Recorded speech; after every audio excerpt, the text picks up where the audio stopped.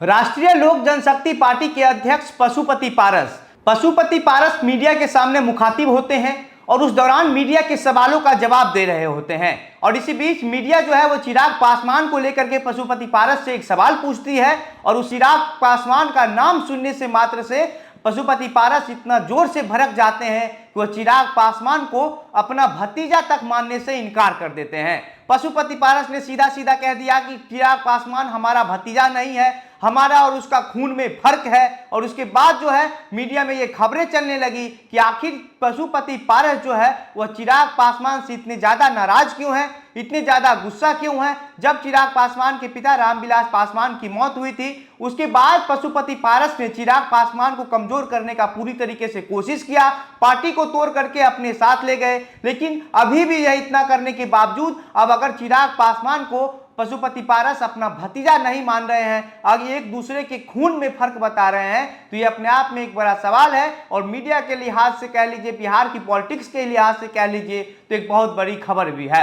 आज की इस वीडियो में हम इन्हीं चीजों को लेकर के चर्चा करेंगे, लेकिन उससे पहले नमस्कार, मेरा नाम घनश्याम सिंह है और आप द बिहार प्रोजेक्ट देख रहे हैं।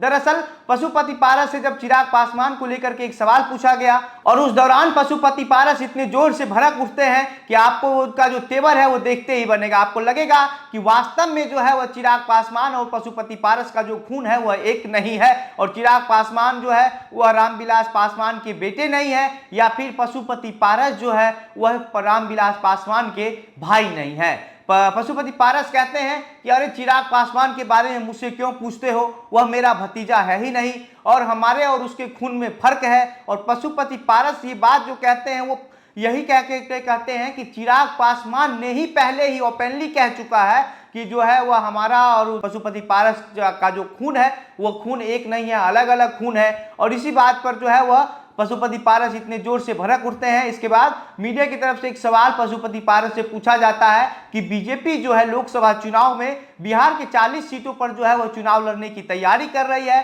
तो इसका जवाब देते हुए पशुपति पारस कहते हैं कि आप इतना याद कर लीजिए कि बीजेपी का जो एनडीए का जो एक ही दल है जिससे गठबंधन होगा और वो दल है लोक जनशक्ति पार्टी, और हम गठबंधन में हैं और सिर्फ हम ही ऐसे दल हैं बिहार से जो बीजेपी के साथ हैं और गठबंधन होगा, हमको सीट भी दिया जाएगा। लेकिन एक तरफ आप समझ लीजिए कि चिराग पासवान भी जो वो भी अपने आप को एनडीए में ही बताते हैं। चिराग पासवान को मोदी का हनुमान बताया जाता है। जहां उपचुनाव मोकामा के उपचुनाव की बात कर लीजिए, वहां पर चिराग पासवान जो है वो बीजेपी के उम्मीदवार ललन सिंह के लिए जो है वो प्रचार करने के लिए गए थे।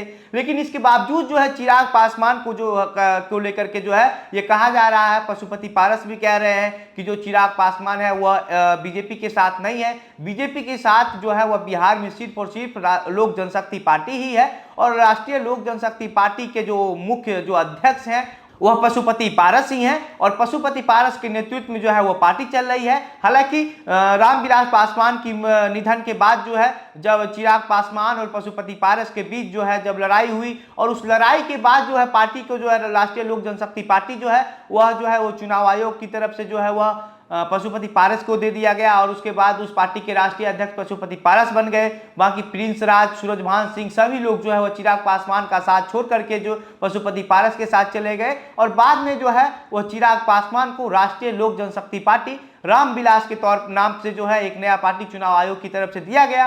और उसके बाद जो है पशुपति पारस जो है बीजेपी के साथ चले गए। पशुपति पारस को केंद्रीय मंत्री भी बनाया गया, लेकिन चिराग पासवान को सिर्फ Z+ सुरक्षा दे करके कहा जा रहा है कि एक लॉलीपॉप जैसा आप कह सकते हैं कि थमा दिया गया है और उसी के लॉलीपॉप के दम पर जो है वह चिराग पासवान लगातार बीजेपी का नाम जो है वो लेते रहते हैं। आप बीजेपी के लिए प्रचार करते रहते हैं, खुद को नरेंद्र मोदी का हनुमान बताते फिरते हैं। लेकिन अब जो है चुनाव नजदीक आ गया है और ऐसे में अगर चिराग पासवान को कोई सीट नहीं दिया जाता है बिहार लोकसभा में जो चुनाव में, और उसके बाद पशुपति पारस का जो पार्टी है राष्ट्रीय लोक जनशक्ति पार्टी, वह अपने आप पे दावा करते हैं कि ये कहते हैं कि आप याद कर लीजिए, आप ये लिख के कहीं रख लीजिए कि बिहार में हमारा पार्टी राष्ट्रीय लोक जनशक्ति पार्टी और बीजेपी जो है वह गठबंधन करके चुनाव लड़ेगी और चिराग पासवान कोई है ही नहीं। चिराग पासवान को लेकर के जब सवाल पूछा जाता है पशुपति पारस से तो सीधा सीधा कहते हैं कि उसको लेकर के हमसे क्यों सवाल पूछना, वो हमारा कौन है, किस वजह से जो है आप लोग हमसे वो सवाल पूछते हैं।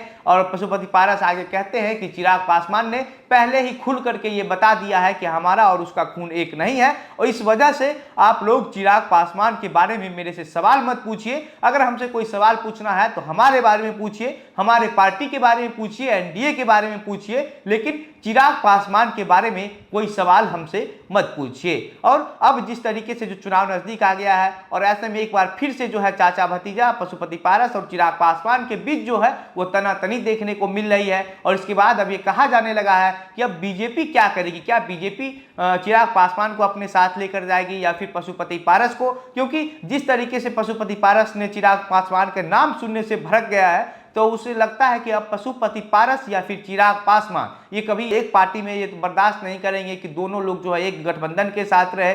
और इस वजह से जो है इन लोगों के बीच जो रिश्तों की जो एक दूरी है वो लगातार बढ़ती ही चली गई। और अब जब चिराग पासवान का नाम सुनने मात्र से पशुपति पारस जो है वह काफी जोर से भड़क जाते हैं। बाकी आपको क्या लगता है कि आगामी लोकसभा चुनाव 2024 में बीजेपी किसके साथ होंगी? क्या पशुपति पारस का जो बोलावाला है वो बीजेपी एनडीए में रहेगा या फिर चिराग पासवान का बोलावाला जो है वो एनडीए में रहेगा? हालांकि जो पासवान जो पूर्व वोटर के लोग हैं वो लोग अभी भी ऐसा कहा जाता है कि ज्यादातर लोग जो हैं वो चिराग पासवान के साथ ही हैं। भले ही पार्टी में फूट हो गई हो, सभी लोग जितने रामविलास पासवान के समय में जो मुख्य नेता हुआ करते थे वो सभी लोग भले पशुपति पारस के साथ चले गए हैं, लेकिन चिराग पासवान का भी जो जनाधार है वह कम नहीं हुआ है। बाकी इस पूरे मामले पर आप क्या सोचते हैं, आपको क्या लगता है? अपनी प्रतिक्रिया हमें कमेंट बॉक्स में लिखकर बताइए। वीडियो को शेयर करिए, ज़्यादा से ज़्यादा लोगों तक पहुंचाइए और इस तरह की जो और भी तमाम खबरें बिहार की राजनीति से जुड़ी आएगी वो सब हम आपको इसी प्लेटफॉर्म के माध्यम से बताते रहेंगे। बाकी मेरा नाम घनश्याम सिंह है, आप द बिहार प्रोजेक्ट देख रहे थे। बहुत बहुत धन्यवाद।